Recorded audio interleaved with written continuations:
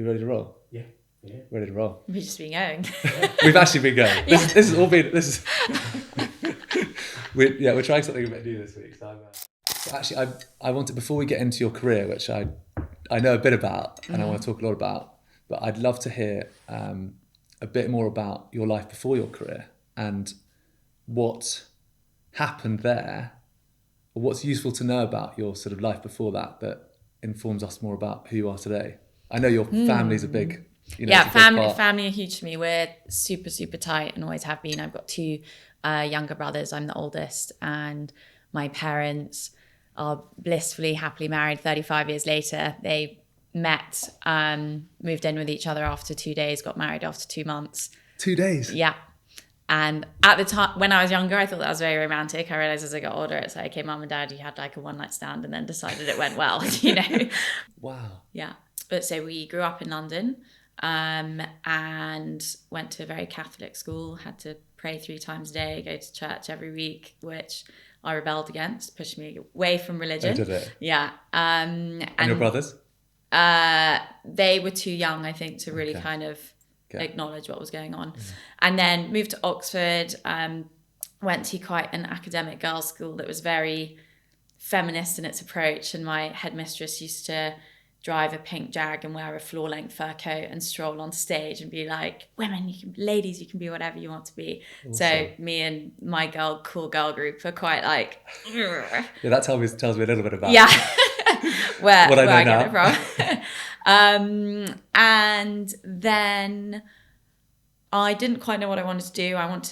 I knew I wanted to have a gap year, and I worked in a pub in Oxford and had far too much fun and spent all my money, and dad was like, you need to get a serious job. And he was a developer and knew someone who owned an agency in London, so I moved to London and worked for 3 months with a big rental business in Wimbledon, working for them. Really enjoyed that. Went to university, went to Durham and studied classics and ancient history, which I loved and was super fascinating, but everyone there was an Oxbridge reject, including myself, and the difference in intelligence between like me and everyone else in my tutor groups was insane. So it was, really hard work, and my Greek tutor looked like someone from Tomb Raiders of the Nazi from Tomb Raiders of the Lost Ark, called Torsten Fogen, with these glasses like this, and he spoke 12 languages, so that was quite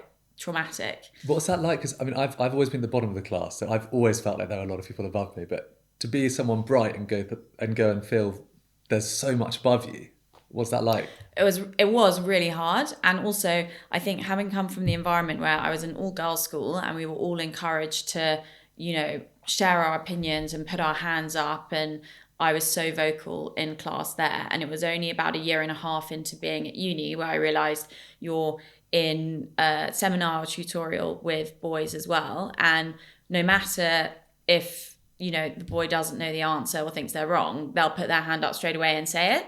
Whereas if I didn't know, I wouldn't put my hand up. And gradually I realised I got kind of quieter and quieter, and that's also kind of informed my life going through my career, realising that men will just do this, and it often puts women down here because they won't give the answer unless they know they're 100% right, whereas men just have the confidence to... Why do you think they have the confidence? That's just built into... It's just built into, society and being a man, being in a patriarchal society, and knowing you can, almost always push to the top. Do you think if you had a daughter, do you think you would, with that knowledge, do you think you'd send them to an all-girls school? Or do you think it would be useful to have had that experience from an earlier age? I mean... Well, you being pushed down probably wasn't a useful thing, but... No, I think I would do an all-girls school, because also I think if you're a mix, like being a teenage girl in a mixed school with lots of boys, no, I don't think that'd be good. I loved school, and I definitely think, I would take them to a girls' school. But I think, I hope by the time my daughter goes to university, things might have changed slightly. They're definitely changing. Yeah, they are. Yeah, you're doing a good job at that. Trying hard. And because we live our parents live quite close to each other. Yes, they do. And we'll get onto social media in a bit, but social media is a fascinating thing, because I feel I know a lot about your life that we've never spoken about, because I see I see it You on little Instagram. stalker. Well, I think No, tens of that's the thousands of point. people doing it. I'm joking. So I'm going to say some stuff that I shouldn't know, but I do know. Okay. But yeah, I love seeing the videos and the clips of you at home with your family, and I mean, it looks beautiful where they live. And I think I remember you it's telling me gorgeous. once that they bought a house, and as your dad was a developer, he probably did this as a development, but he bought a house that had it wasn't advertised that it was on the river. Yeah, which was this house. So for everyone listening who might not know, the house is on the River Thames, and it has kind of the largest width of river frontage for quite a long stretch, because most of the houses have like long narrow gardens with the house at the top of the road, and this is right by the river. And the agent that was marketing it had 0 photos of the river, and it was a very ugly 60s 70s bungalow with, you know, PVC windows, like orange brick, and then a huge gravel driveway. But I think it was influenced by the fact that the owners at the time, you know, he loved his cars, and he had a carport with his like Range Rover, his Jag, his Porsche, which you could see in the lead shot, which was obviously That's what he wanted. And what he liked. But it was crazy. And, you know, they had no interest. It was on the market for quite a while. And my parents then saw it and were like, wow. Why did they go and look at it? Or did they get this sort of inside scoop? She knew, my mum knew that it was on the river, and she did really want to be in the river because our old village, they had friends who were and knew how lovely it was going out on the boat and everything. So had been looking for quite a long time for a house that would work. So she went to see it. And I've always remembered that story when you told me that. I just couldn't believe it. It's crazy, isn't it? Yeah, it's crazy. And it looks so pretty. Yeah. And during lockdown, it was amazing to have the space, and with that weather, and we just go, you know, jumping in the river, kayaking, paddleboarding. It was so much fun. Amazing.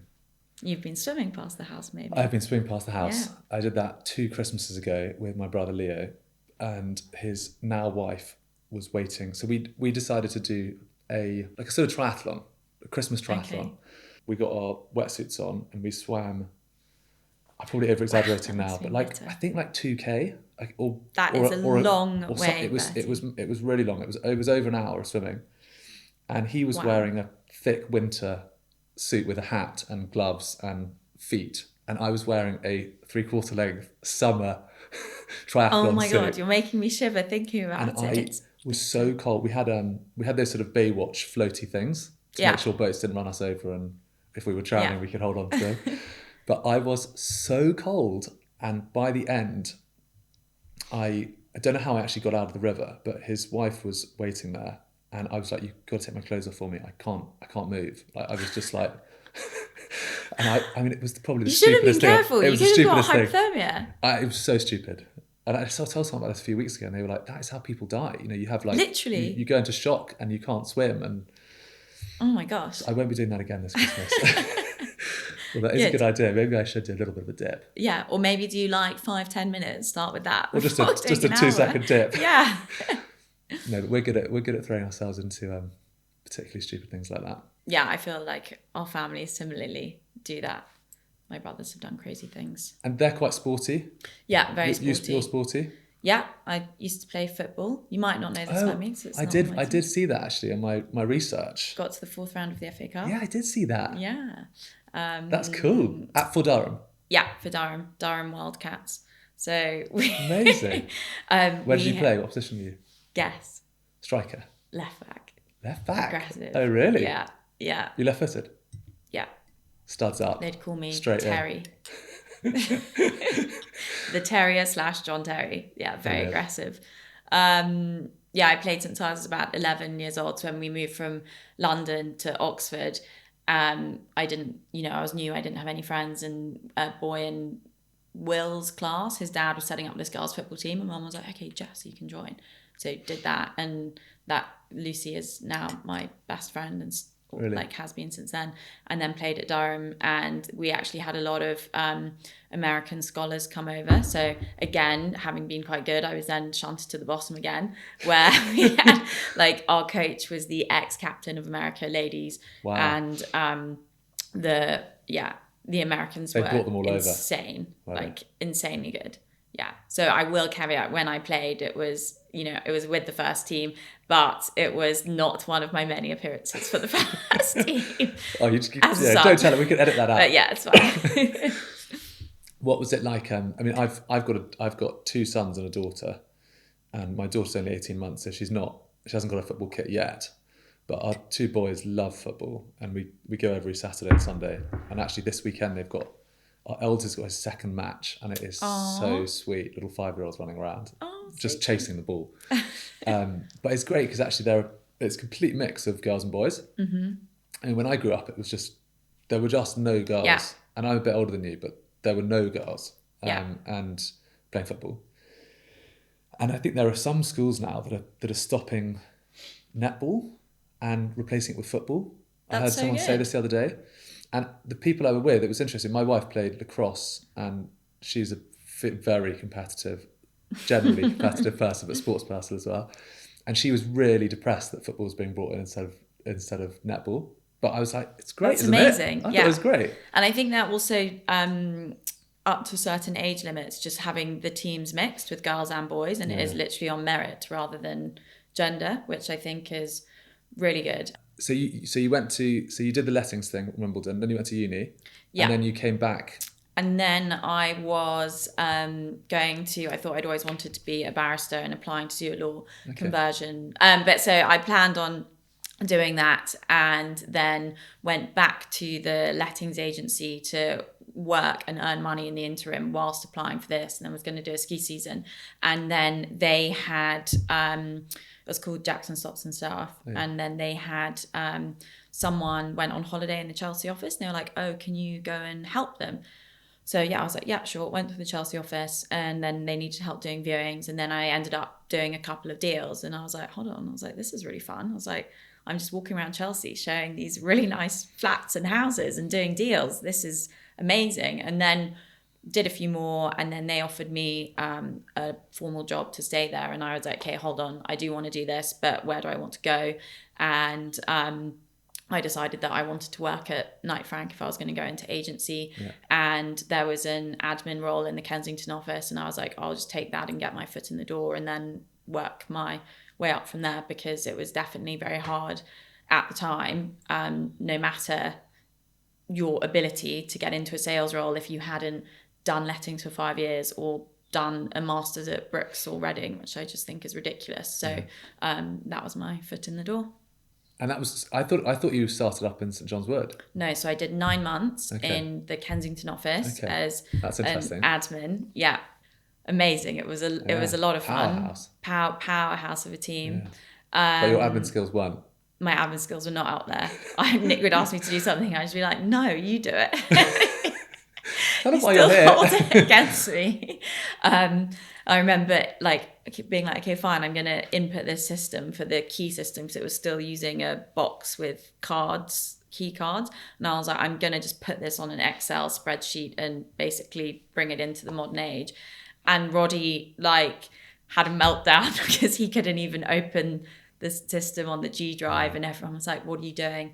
And then when I came back 2.5 years later, they were using my key system, and I was really? like, told you guys. But so I was there, and then an internal email went round about taking the sales role in the St John's Wood office. And having been in Kensington, and you got kicked out of admin. Got kicked out of admin. And James Simpson, who ran the sales office there, who's definitely quite a fierce, forceful character. No one internally applied for the role. I was the only person, because no one wanted to work for him or in the Wild West of North London at the time. And so I went for an interview with him, and he sat with his vape like this in the interview, and he went, you're too posh and too pretty to work for me. Show me that you're tough. And I was like, okay. And I was like, I played football, talked about that. And I was like, growing up, I was like, my brother and I used to fight all the time. I was like, Will once, he'd punch me so hard in the stomach. I was like, my blood vessels burst under my eyes from retching. And I went to mum, and mum was like, Jessica, what you say to him can have far more effect than what he does to you. So no, you have to take it. And I was like, so that's what I'll do for you. And he was like, okay, fine. Sign. Got the job. And then I was there for 2.5 years, which is, North London is a completely crazy market. and I didn't know anyone. I'd never been north of Oxford Street before, and it's quite like a closed community to work yourself into. So it was a huge learning curve. I did one deal very quickly, and then I didn't do a deal for 9 months, which was hell, but that, pushed me through. Yeah, it's tough. Yeah, it was great. It was amazing for me I learned so much from those guys. And I remember I just used to walk around the streets with Tom, and he would tell me, because how much of a history you need to know of the houses and who's moved where. And Tom just kind of, shared all of his knowledge with me, which was amazing, and learned so much from Pete and Sammy doing deals with them. So yeah, it was fantastic. I loved it. I remember the first time we met, I think you had a client where you had a conflict of interest and you couldn't act for them. And I think Will was like, well, why don't you recommend Russell Simpson? And I remember you calling and being like, I think the St John's Wood thing. I've never experienced St John's Wood, so I only know it from reputation, but I think you were very hesitant about collaborating with an enemy. And I think Will was like, no, he's fine. He's not going to screw you over. Hopefully I proved that. Yeah. But no, we did. But we had a great. Yeah, we did so many joint instructions together. Yeah. I remember when I was joining the Kensington office, before I arrived, I looked at all of the listings and going into them, and I was like, why are all these joint agencies on a 50-50? This is crazy. And everything in St John's Wood was like 80-20 or 90-10, even on a joint agency. And I remember calling James Clark and being like, James, we have to change this. This is madness. And he was like, Jess, it's very different. Calm down. And then they wanted me to build the kind of 3 to 10 market, and I made a spreadsheet of every house I was going to attack basically and contact. And I remember James Gow called Noel Flint and was like, you have to stop this girl calling my clients and doing this, because it's just completely different, and I didn't get it, but eventually I got there. And now working across, I'm jumping around a bit, but now working across different areas, I mean, it must be incredibly important that you understand the varying, the way different people work and how it all works. But do you find now that have you gone back to the St John's Wood, Jess, or are you doing a bit of both? A bit of how do you judge it? I think it's a bit of both, but more because when Knight Frank is such a huge beast that when you're there, you have so much opportunity falling on your lap. You don't have to, work for it, as in you do, when you're there, you work very, very hard, but, you have people calling you in for valuations all the time, and buyers just calling up saying, oh, I'm thinking about buying a £10 million house. Can you help? Yeah. Whereas when you're, DDRE is 4 years old, you're on your own.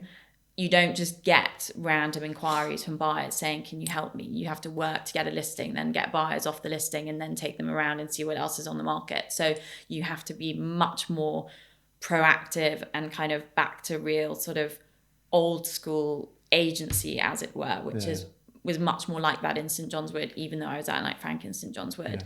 But not the kind of killer sharpness that was there before. Collaboration is the way forward. That is, the aim of our business, definitely. But our business is 45 years old, but it's never ever been easy, ever. Yeah. And it's been a fight to every single instruction. And, I think someone recently, about a year ago, one of our new colleagues put the phone down. I was sitting next to him, and he was like, oh yeah, I just had a call for a £4,000 a week rental. They want to instruct us. And I was like, where did that come from? Oh no, they just saw us on the internet and they called us up. And I was like, how amazing is that? That's never happened. Which is amazing. But actually I think the old school agency and the stuff I've seen my dad do for 45 years, or I'm not that old, but seen what he's been up to. I think if you lose that proactiveness and you become too reliant on the other thing, it's a dangerous combination, I think. And I think the sort of being in the trenches and fighting for everything it's fun, that as well. It is fun. It is. And I think you give your clients the best service. You're fighting to get them to trust you and instruct you, but then you're also fighting to get the best result for them. Yeah, I think it's why it's probably easier to do well at a Knight Frank or so, because if you have the drive and determination to actually kind of keep working and not just sit at the desk and pick up the phone, you can do, phenomenally well. But it's very easy to not do that. Also. Well, that was very visible. I mean, you and Will did some extraordinary stuff together, and both of you are super hardworking. And I've actually said it about 3 times on this podcast. And I speak a lot of my thoughts are outside of work are how can I be the best person at work and achieve all I want to achieve, but also be the best dad and husband at home, and how to balance all of that. And it's impossible. Yeah. And one of the decisions I made about 4 years ago was that I was going to not have my phone on, or at least wasn't going to have it on me for bath time.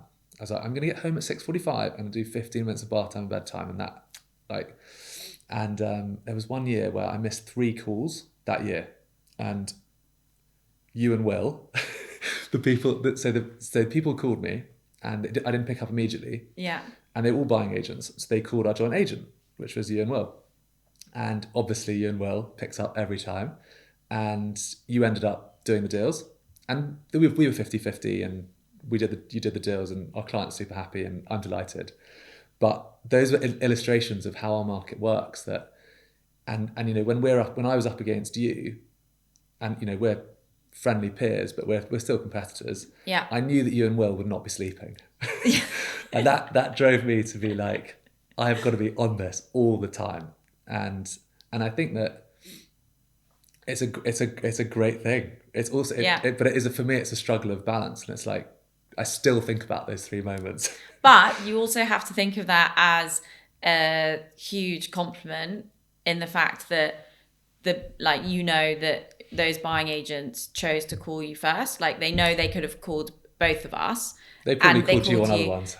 But I think it's also a huge illustration of our business that you have to be a good person and well liked, that people want to do business. If you have, a bad reputation, or you screw someone over, if you're a joint agent, those people will never call you. You need to make sure that the buying agents, are always calling you. The worst scenario and being receptive, Yeah. And that's the, the world is so, and I find myself doing it. If someone doesn't pick up and there's someone else that can give me the answer, I'm like, I'm gonna call that person. Yeah. And it's so impatient of us, but I know. I think we probably all do it. And but yeah, it's the fun and it's the excitement of our industry. But it's one of the challenges of finding balance, because we're never off. It's so unbelievably hard. Yeah. I had when I was working with Pete, Sammy, and Tom, and then the 3 of them left within about a month of each other for their own reasons, and then suddenly I was the only person in Prime, and that was being thrown in at the deep end, which was actually amazing for my career, because if they hadn't have left, I wasn't allowed to do above 10 million before that, and then after that I then had to do everything and was let loose, and obviously I kind of rose to the challenge and was capable of doing it, but I wouldn't have been given the opportunity if they hadn't left. But for 4 months, James Pace came in. He wasn't starting until the end of April. Will didn't start until June, and so it was literally like 4 to 6 months of just me. Intense. I ended up having I was signed off work for 2 weeks because I had a nervous breakdown. Basically, I had a complete anxiety attack, Really? Collapse, shaking on the floor, hands this, and it was like a nightmare. Not good. But just because you are you always on the phone, calls. but then when you're always on the phone for then what should have been 3 people, it was just insane. God, I'm sorry to hear that. No, but I also think we're probably similar in a way that we kind of like it as well. Yeah, I'm grinning my face off as I'm saying that. Yeah, you love that. Yeah. You're proud of that. Yeah, but I think that's definitely the hardest thing we have to struggle with in our industry. And my family get really annoyed with me because if I'm on the phone to them and a client calls me, I will obviously hang up on my family to speak to my client. And you'll know if, you miss their call, you might not get hold of them for however long. And so I'll go, oh, sorry, I've got to go, bye. And my middle brother, Will, is so unbelievably sensitive. He got so annoyed with me, called my parents, and they was like, it's so rude the way Jess does this. So I had to sit down and have a chat with him and explain, look, this is potentially the difference with me making money and not. I love you, but I will always pick up my client's call and hang up on you if I'm on the phone to you. Don't take it personally. I'll try to hang up as nicely as possible, but you know, that's the situation. So I had to really kind of set those boundaries with them, and they accept it now, but I think they still get annoyed by it. Maybe that's the benefit of working with all of your family for me. Yeah. Like, so-and-so's on the call, they're like, go. Yeah.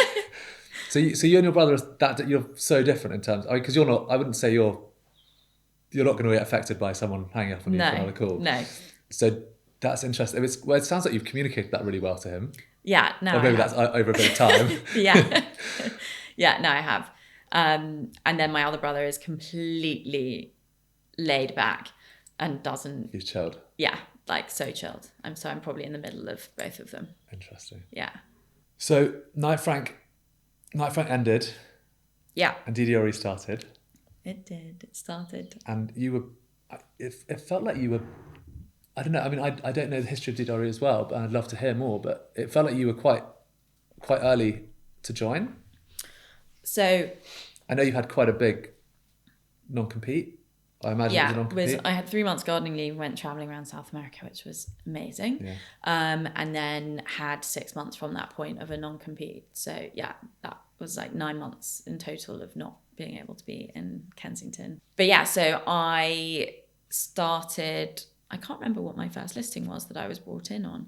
Oh, actually, Daniel introduced me to someone to work on the buy side, and we went under offer on a little apartment in Pembridge Square that she wanted to buy just for, you know, family members and things. Nice. And that was also really interesting because since being at DDRE 50, it's been a complete 50-50 split between buy and sell side deals for me. Really? Yeah. And then that being my kind of first client on the buy side again was a really interesting take and switch into kind of the new broker life and mold. Yeah, I don't really know how to start. Just tell me more. I mean, I presume, how well did you know Daniel before? I mean, I presume, I suppose, without me putting words into your mouth, why did you go? I'd known Daniel. I met him on my first day as an agent in St John's Wood, and I'd been previewing a load of properties and had come back in the afternoon, and they were wanting me to call buyers, and I was obviously really nervous in front of a whole office to do a call. And again, because it was St John's Wood, what they made me do was stand up and do the call in front of everyone whilst everyone else was sat down. And for the first 3 months, I wasn't allowed to do a call sat down. First 3 months? Yeah. Wow. I had to stand up. And it's kind of brutal, but kind of great. Brutal, but unbelievable training. And I'll still say that to people if they're you know, starting in business, like stand up, it gives you more confidence, more gravitas when you're talking, more energy, everything. Definitely do that. I kind of wish I'd done 6 months in a cold calling, or in like some of my friends started out on FX cold calling. Yeah. And I mean, wow, you know, after doing that time after time, you're just and that's what we need to do. Yeah, we have to be on the call all the time. Yeah. So anyway, I was standing up trying to make calls, and Daniel walked into the office and he said, you know, okay, what have you learnt today? I told him about some of the apartments I'd been to, and I remember so vividly as one on 101 Sutherland Avenue and 2D Clifton Gardens. And he said, okay, tell me about them. You know, what are they looking over? I said, they're both 2 bedrooms, 1 bathroom. This one's got a terrace. This is this. He said, which way is the bedroom facing? And I said south. And he's like, no, this is number 2. So it's on the north side of Clifton Gardens. It's looking over the communal gardens. You have to know this. And I was like, whoa, okay. But he was basically one of the first people who gave me advice in my career. And he just started his Instagram account and was pushing me to start one from kind of a very, very early stage. And so we'd always, you know, he'd always been an ear for me throughout my career. Suppose initially I was kind of looking elsewhere because I had slight frustrations with where I was. And Daniel and I had been speaking, and then we booked to have a dinner about 2 months in advance. And I had a meeting about, you know, pushing to be equity partner and all of this stuff. And it was an interesting conversation. And then it happened to be that day was the day that I had dinner with Daniel, and I'd walked out of that meeting and said, right, I'm not being here anymore. And then met Daniel, and he showed me all of the kind of tech that DDRE and Advisor use. And I had this really tricky client that I'd spent 6 months basically making my own reporting mechanism for him every week, because what we had, wasn't good enough. And it wasn't that Knight Frank wasn't good enough. I just think, he was a super like tech focused guy and wanted more. And I was like, wow, if he could see this, it would make my life so much easier. And so, yeah, I decided, okay, I think that's it. I'm going to take the leap, and just kind of decided like that. I was going, that was that. Exciting. Yeah. And how's it been? Exciting. I mean, it must be such a different. Is it a very different thing to what you were doing before? Yeah, unbelievably different. Yeah. Unbelievably different. I mean, so I'm at DDRE, we all run our own businesses. We're self-employed and we don't take a salary. And then we plug into the DDRE platform. So we can then use the tech, we call them our base camp, with the support for AML, KYC, all of the marketing they do for us, the PR, videographers, photographers, all of that. And then the office space as well. But yeah, we are, our own bosses building our own businesses. So, I can do everything. I do everything. And actually, we spoke before we started about how maybe one of the challenges is time management and which properties to take on and what to. Yeah, I suppose you've got complete control, which is great, but you've also then got to manage what you're doing and how you're doing it. And I think it's very easy in the beginning to take on anything, because you want the income, you want the opportunity of income, but actually that's not going to do you or your brand justice. Yeah. And I had to kind of make that decision as well and say, I've kind of made a name for myself at the upper end of the market, and that's where I want my name to stay and be known for, and that will then in itself attract business there. And as a result, I'll get calls from people saying, I think this is, a bit too below you, but, do you have someone who can maybe help? And I'm like, this is a £5 million house. I can't afford a £5 million house. Like, what are you on about? I'd love to help. So yeah, that was kind of a hard decision in the beginning to, position yourself position myself. But I think I've done that. And then now I have, clients that I would love to help on smaller things, which I do. We've, have a joint instruction together, which is, circa 1.5 million for our lovely client, which very happy to, help and do. And I love kind of doing that. Yeah. But yeah, I think you have to be really consistent with what your brand is and where you're sure you'll be delivering the right service. And we also touched on it, saying about selling your flat and what's the market like. And, if you go in to value something in a level or an area that you don't know, even if you might be an expert here, you're not an expert here. Yeah. And you won't be doing the client, justice. You're doing them a disservice. You're doing them a disservice. And in turn, it's not helping you. No. If you end up doing a bad job because you got the price Exactly. wrong, or you're getting the marketing wrong, or it must have been very different starting your own. You obviously got sort of associations, but starting your own business and then that brand stuff. I mean, you've always been so it segues into social media a little bit, but you've always been very ahead of the times and confident, and well, from the outside it looks like, with social media and positioning yourself in a certain way. Did that stuff come naturally with the starting your own business?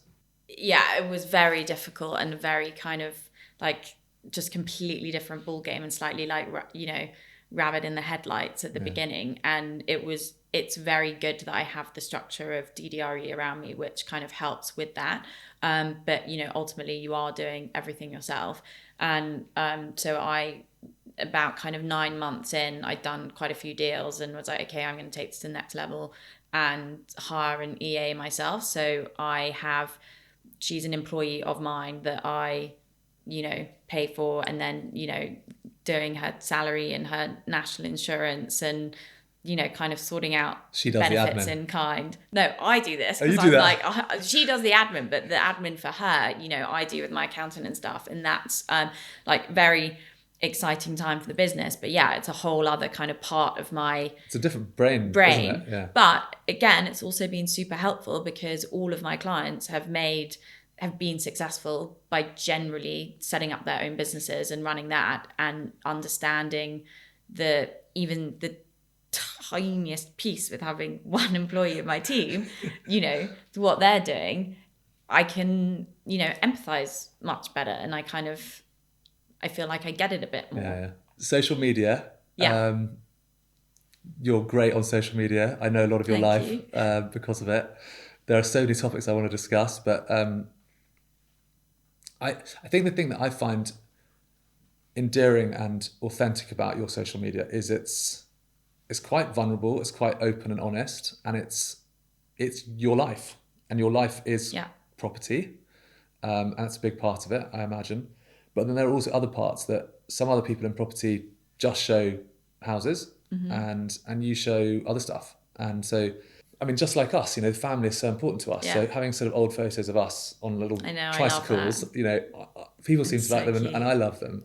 But seeing videos of you and your brothers, jumping into the river, and your fashion stuff, and I got permission before, but your egg freezing stuff that you've been doing, it's really interesting, and it's hearing your story as you go along, and I'm sure you know all of that, and I'm sure it's brilliant for your business. That's what people engage with. The reason people follow someone on social media is because they align with them in some way, and I'm sure the majority of my followers can't buy a £30 million house, and they're not selling £30 million houses and don't work in the luxury market, but they might align with me in the love of these amazing boots I bought in Zara, or this, vintage piece I found in a charity shop, and the relationship with my family, and, struggling through fertility. And that's what, builds a community, around you in a way. And you never know,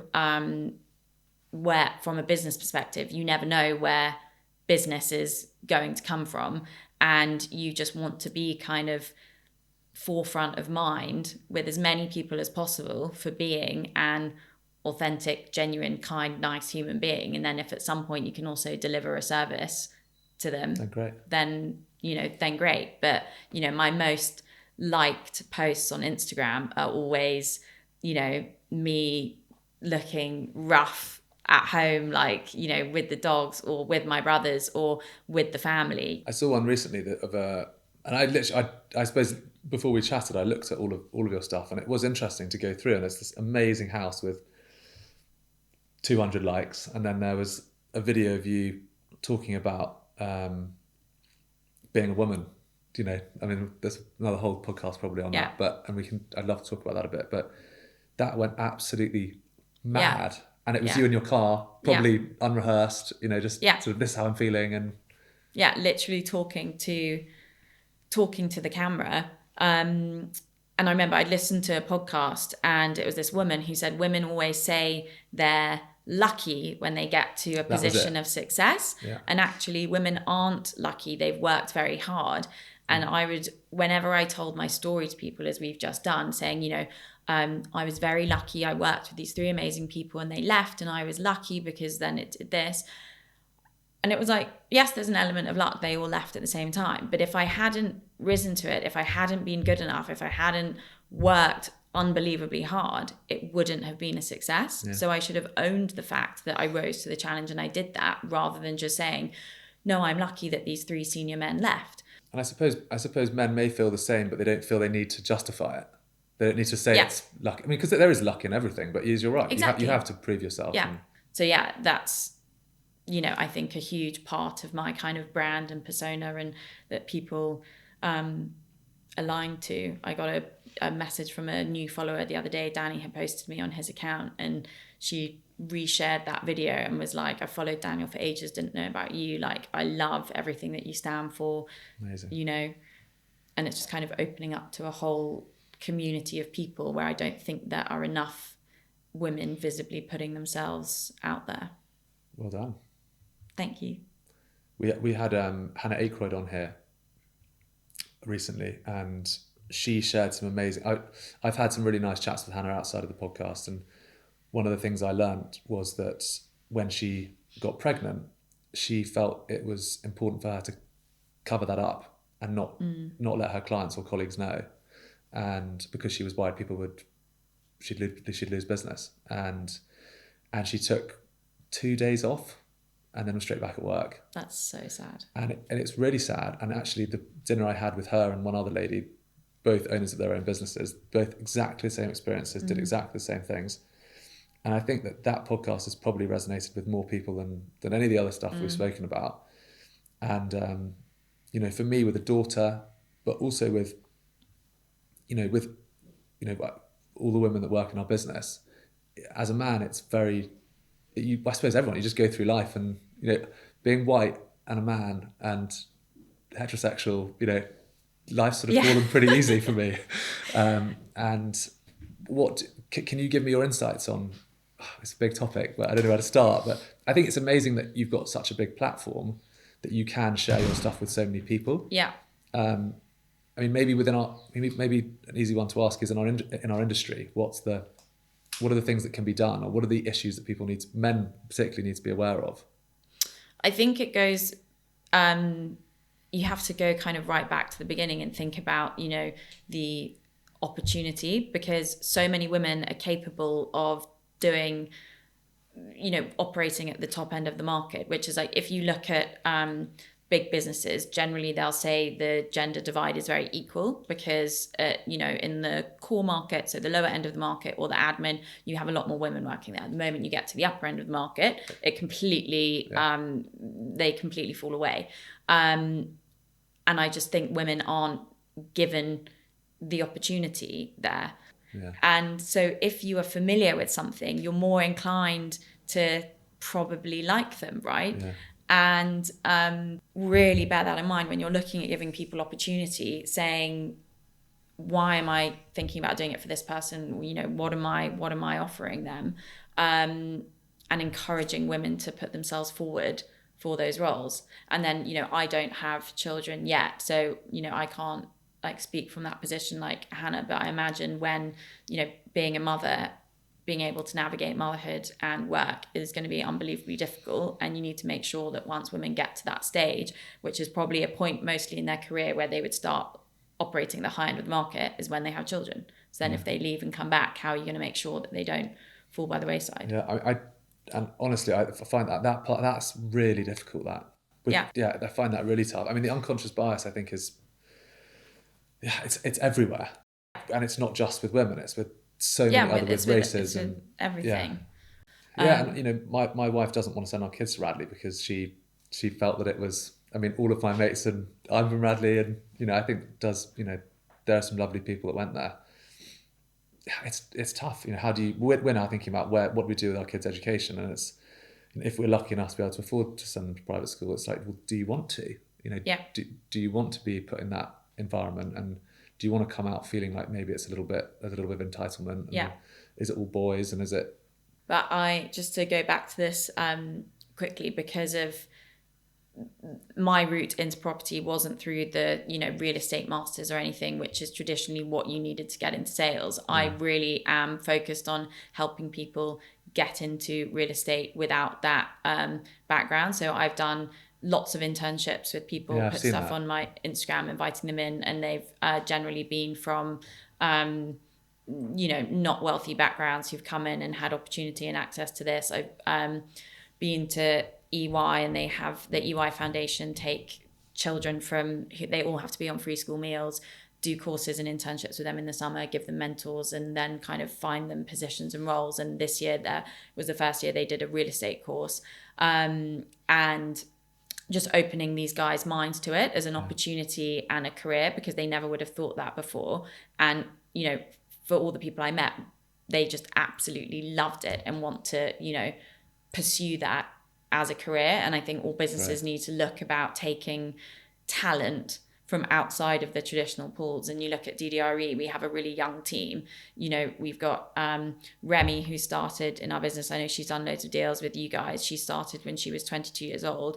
She's now, because she's been there she started when she was like 20 maybe, and she's been there 4 years. She's great. She's amazing. She's so good. She does so many deals. You've got Aisha, who's a similar age, who gets retained by tenants on everything. Didn't even know this was, a thing beforehand.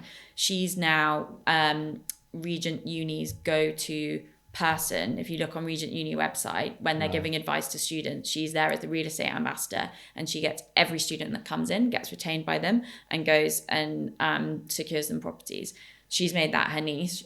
She made in her second year as like a 22-year-old over 100 grand, Amazing. which is, not to be crass talking about money, but like she is unbelievably talented and would never have had that opportunity in another business. You just have to kind of recognize individual talent and, let them go. You can learn all of the hard skills that we do. You just have to be the right sort of person. Yeah. Well, thank you. That's great. Great insights. Well, I'm conscious that I could take up your whole day. But thank you so much for coming and sharing your story, and I hope that people resonate. I'm sure they will. And it's been really fun working with you. You've pushed us to get better. You pushed me to get better. I loved working with you guys, but yeah, you were always the most kind of formidable competitors for sure. If we knew we were going in against you, I was like, oh, God. There are